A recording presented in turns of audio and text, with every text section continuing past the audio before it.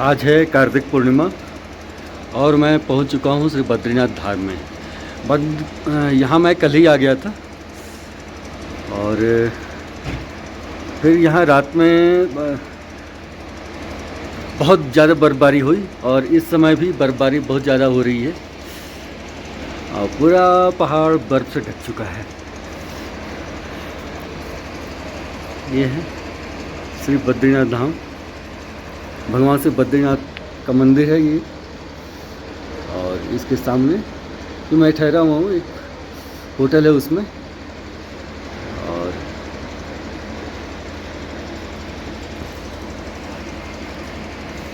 बर्फबारी हो रही है अच्छी खासी।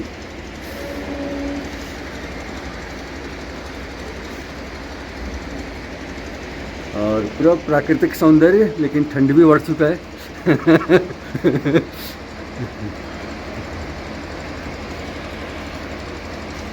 बोलो जय बद्री विशाल। और आज अब स्नान करने के बाद जा रहा हूँ दर्शन करने,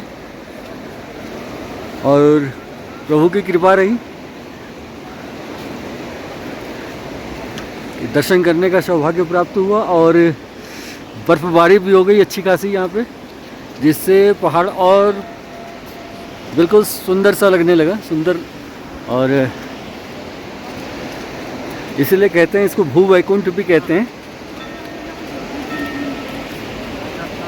सप्तकुंड, जहाँ का पानी बहुत ज़्यादा गर्म होता है, बहुत लोग तो उतरते भी नहीं है पानी में, इतना ज़्यादा गर्म होता है, लगता है कि शरीर जल रहा है। लेकिन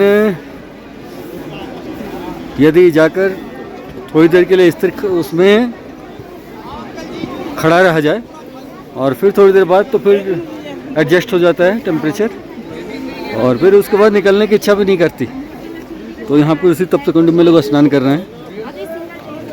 कुंड जिसमें लोग स्नान कर रहे हैं, ये भाई साहब तो बाहर से ही नहा रहे हैं, लेकिन बहुत लोग अंदर भी हैं। मैं भी अंदर जाकर स्नान कर चुका हूँ, और स्नान करने के बाद मैं तो तैयार होकर दर्शन करने के लिए आया, और बहुत आनंद आया इसमें।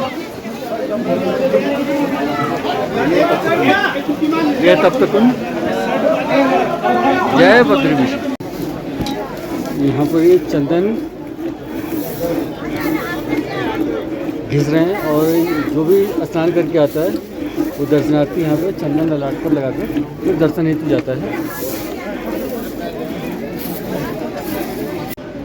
उसके यह केदारेश्वर मंदिर,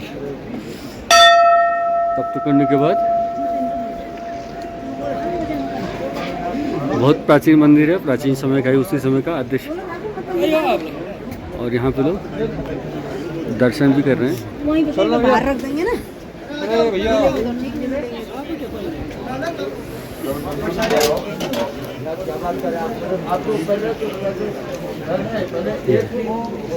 ओम हर हर महादेव। श्री आदि केदारेश्वर मंदिर, और इस मंदिर में आज मैंने गंगा जल से दिव्य शिवलिंग का अभिषेक भी किया, और अन्य लोग भी कर रहे हैं यह मंदिर। और आज खाली भी है, ज़्यादा भीड़ भी नहीं है। दर्शनार्थी इस समय नहीं आ रहे, लेकिन मैं चल रहा हूँ दर्शन करने।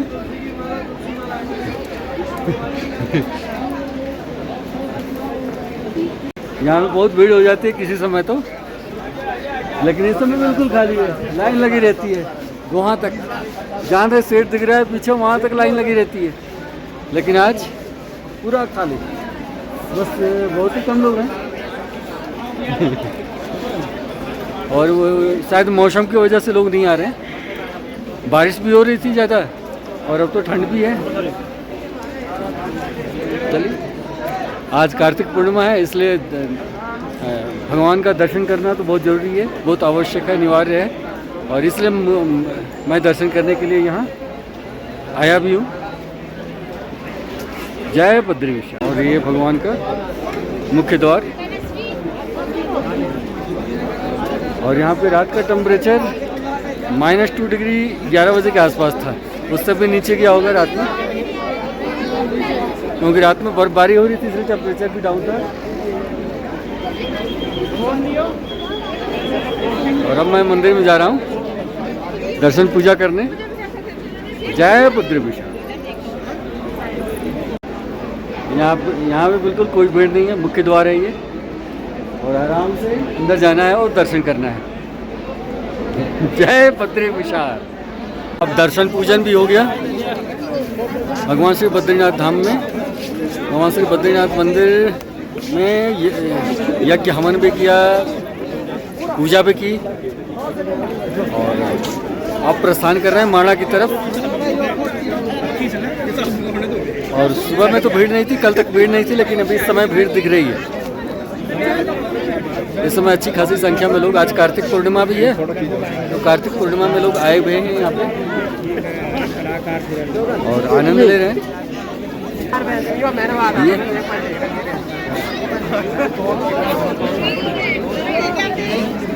धूप भी खिल चुकी है और लोग दर्शनार्थी दर्शन भी कर रहे हैं। और आज देव दीपावली भी है, तो अभी तो जाऊंगा, फिर शाम तक आऊंगा यहाँ, फिर देव दीपावली होगी। वैसे वैकुंठ चतुर्दशी को भी दीप जलाया था मैंने बद्रीनाथ मंदिर में, आदि केदारेश्वर मंदिर में। नीचे माँ अलकनंदा गंगा नदी है, उनके किनारे भी इस प्रकार वैकुंठ चतुर्दशी को भी हमने दर्शन पूजन किया, जो विधिवत होता है परंपरागत शास्त्रानुसार। और आज कार्तिक पूर्णिमा को भी दर्शन पूजन का अपना कार्यक्रम चल रहा है। और अब चल रहे हैं माणा की तरफ। माणा की तरफ प्रस्थान। जय बद्री विशाल। आज है कार्तिक पूर्णिमा, और कार्तिक पूर्णिमा को देव दीपावली मनाई जा रही है श्री बद्रीनाथ धाम में। सब लोग दीपक जला रहे हैं चारों तरफ। और आज के दिन सारे देवी देवता श्री बद्रिकाश्रम में आते हैं, और इसीलिए देव दीपावली पूरे देश में मनाई जाती है। अरे भैया फोटो खींच लो। और अरे भैया एक फोटो बना दो लाइट वाला। मैं भी जा रहा हूँ दीपक जलाने, क्योंकि घर से लेकर आए दीपक, घी दीपक सब कुछ। और इसमें मैं भी भगवान श्री बद्रीनाथ के चरणों में